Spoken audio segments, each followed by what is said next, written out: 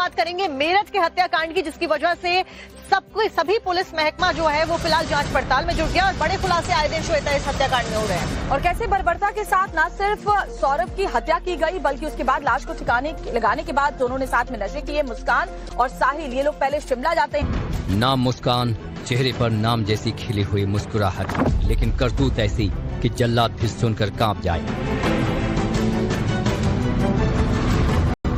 ये वीडियो मेरठ की मुस्कान और उसके बॉयफ्रेंड साहिल का है, जो अपने पति का कत्ल करने के बाद शिमला में होली मनाने पहुंचे थे।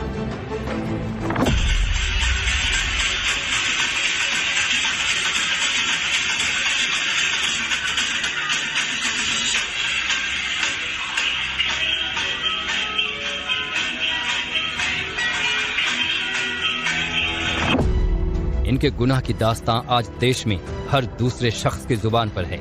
होली के इस रंग के पीछे खून के इतने छींटे हैं जिसकी सजा भुगतते हुए इन दोनों की पूरी उम्र निकल जाएगी। हंसते मुस्कुराते ये दो चेहरे इस वक्त देश के सबसे खूंखार इंसान के नाम से जाने जा रहे हैं। इनकी हंसी और मुस्कुराहट के पीछे ऐसी घिनौनी करतूत है जिसे जानकर हैवान के भी मानो होश उड़ जाएं। मासूम से दिखने वाले ये दोनों दरअसल इतने जालिम हैं जिसकी आप कल्पना करके भी थरथरा जाएंगे। शिमला में होली की मस्ती से पहले इन दोनों ने एक युवक को कसाई की तरह मार कर काट डाला, उसके जिस्म के टुकड़े कर दिए और फिर उन टुकड़ों को ठिकाने लगाने के बाद एक दूसरे को रंग लगाने शिमला पहुंच गए। हैवानों की इस हनीमून की तस्वीरें जितनी रोमांटिक दिख रही हैं, उतनी ही भयावह इनका असली चेहरा है। करतूत इतनी क्रूरता भरी है कि सुनने वाला कांप जाता है। लोग ये समझ नहीं पा रहे हैं कि साधारण सा दिखने वाला ये जोड़ा इतना घिनौना अपराध कैसे कर गया। सौरभ की दिल दहला देने वाली हत्या करने का साहिल को तो बिल्कुल भी अफसोस नहीं था, लेकिन मुस्कान को भी ज्यादा फर्क नहीं पड़ा। जिस पति का साथ 7 जन्मों तक साथ निभाने की उसने कस्में खाई थी, उसी पति को मौत के घाट उतारकर मुस्की गाड़ी में वो दोनों घूम रहे थे। उसने कई चौंकाने वाले खुलासे किए। शिमला 3 दिनों के, फिर कुल्लू में वहाँ गए, मलानी जहाँ बर्फ पड़ रही थी वहाँ गए, जहाँ बर्फ पड़ी थी वहाँ तक गए। करते थे ये पूरे रास्ते में? रास्ते में तो ये घूमने का काम था इनका। सांझ को अपना लड़का जो है, जो छोटा बांध रखा उसने, साहिल ने छोटा से बांध रखा सिर पे, वो तो दो डेली 1 या 2 बोतल लेके जा रहा था रूम में। शराब पीता था? हाँ, शराब पीता था। लड़की को मुझे पता न था कि नशा करती है लड़की तो मैंने जब देखा, जब मेरठ के लिए वापसी आ रहे थे, सामने से ली थी इन्होंने 3 कैन। पहले पति के सीने में खंजर घोंपा, तड़पा कर मार डाला। बॉयफ्रेंड के साथ मिलकर पति को मारने के बाद उसके जिस्म के टुकड़े किए, लाश को ड्रम में डालकर ऊपर से सीमेंट भर दिया और अपने इस गुनाह को ड्रम में दफन करने के बाद बॉयफ्रेंड के साथ हनीमून पर शिमला निकल गई। पति के कत्ल का जश्न मनाने, अपने दामन पर पड़े खून के छींटों को छिपाने के लिए, खुशियां मनाने के लिए 10 मार्च को साहिल और मुस्कान इसी कैब ड्राइवर के साथ, इसके लिए उसने कैब ड्राइवर से ही केक भी मंगवाया। भैया आप ना मुझे केक लेके, मतलब आप केक ले आना कहीं से भी और कॉल मत करना, मुझे आप मैसेज में बता देना मिला या नहीं। और लाने के बाद ना आप हमारे रूम पे आ जाना और बोलना मेरा ये सामान है, इसे रख लो, मैं कल सुबह ले लूंगा, बस आपको इतना करना। इसके बाद कैब ड्राइवर को पसंद करना भी बताया कि कौन सा केक बेकरी में रखा हुआ अच्छा लग रहा है। फिर मैं कह रही भैया केक ले आना। ये केक मैंने बैलेंस ये वाला केक लिया था लाल सा, और 1000 रुपए केक था। मैडम मेरे UPI कर रहे थे पैसे, ये वाला। मेरठ की मेडिकल कॉलेज मोर्चरी में हर साल 1500 से 1800 पोस्टमार्टम होते हैं और पोस्टमार्टम करने वाले डॉक्टर्स के लिए किसी भी शव का सड़ना या गलना कोई हैरत की बात नहीं होती है। पर सोचिए, सौरभ का शव इतनी बुरी हालत में मोर्चरी पहुंचा कि पोस्टमार्टम करने वाले डॉक्टर्स आज तक उससे उबर नहीं पाए हैं। पोस्टमार्टम करने वाले डॉक्टर्स ने बताया कि उन्होंने आज तक सौरभ से बुरी हालत का कोई शव नहीं देखा।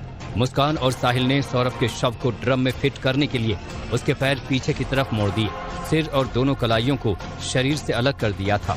बॉडी के कई पार्ट्स थे। 3 मार्च की देर रात में सौरभ का मर्डर हुआ।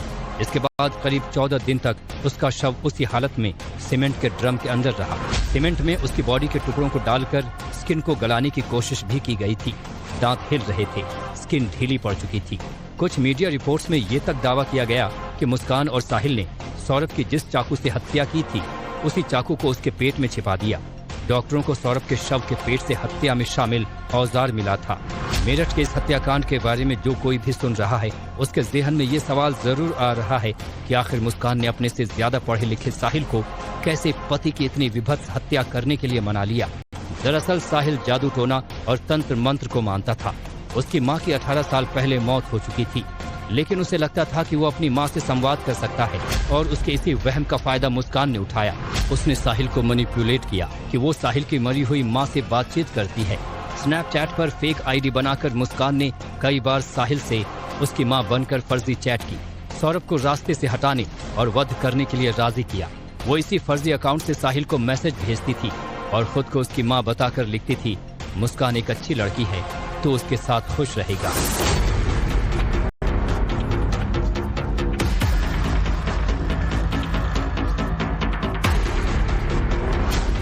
साहिल कितना ज्यादा अंधविश्वासी और तंत्र मंत्र को मानता था, उसका अंदाजा उसके घर की दीवारों को देखकर लगाया जा सकता है। उसके कमरे की दीवारों पर कई तंत्र विद्या वाले चिन्ह बने हुए थे, जिन्हें साहिल ने खुद उकेरा था।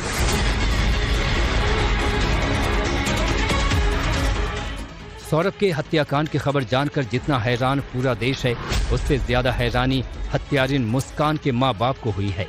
उन्हें यकीन ही नहीं हो पा रहा कि जिस बेटी को उन्होंने इतने दुलार के साथ बड़ा किया, अपने आंगन में खेलते कूदते देखा, वो इतनी बेरहमी से अपने ही पति का कत्ल कर चुकी है। कुछ पड़ोसियों का तो यहाँ तक भी दावा है कि जिस वक्त मुस्कान ने अपने पिता को सौरभ के कत्ल और उसके शव के सीमेंट के ड्रम में छिपे होने की बात बताई तो उसके पिता बेहोश हो गए थे। मायके में जब वो पहुंची यहाँ पर, फिर क्या किया मुस्कान ने? यहाँ पर रोने लगी। आने के बाद अंदर गई, अपने घर में गई, पापा से बोली, तब उनके पापा को चक्कर खा के गिर गए। क्या बोली? उनने की ऐसे मेरे आदमी को मार दिया। किसने मार दिया? क्या लाइन शब्द क्या थे? सुनो मेरी बात। उन्होंने कहा अपने मेरे आदमी को मार दिया, वो है ड्राम में, और 4 तारीख का मारा हुआ है। बस इतना मेरे सामने बात हुई, मैं तो निकल कर बाहर को आ गया। क्यों, आपको लगा कि कुछ गड़बड़ हो गया है? मैंने की कुछ दिक्कत हो गई, मैंने की इससे बढ़िया बाहर को निकलो पुलिस के। फिर उसके पापा ने गाली गुप्पाड़ बकी और वो थाने ले गई। अच्छा, यहीं से कैसे लोग पैदल निकले? कैसे निकले यार ये नहीं पता जी, कैसे निकले कैसे नहीं। सौरभ की निर्मम हत्या करने वाली मुस्कान के माँ बाप ही उसके लिए फांसी की सजा की मांग कर रहे हैं। वो अपनी बेटी के बचाव की बजाय दामाद के लिए इंसाफ मांग रहे हैं, क्योंकि जो भी मेरठ की इस हेट स्टोरी को देखता सुनता है, उसकी जुबान पर यही सवाल है, क्या एक पत्नी इतनी क्रूर हो सकती है? मोहब्बत के चक्कर में पति के टुकड़े करने वाली मुस्कान अपनी करतूतों की वजह से आज सुर्खियों में है।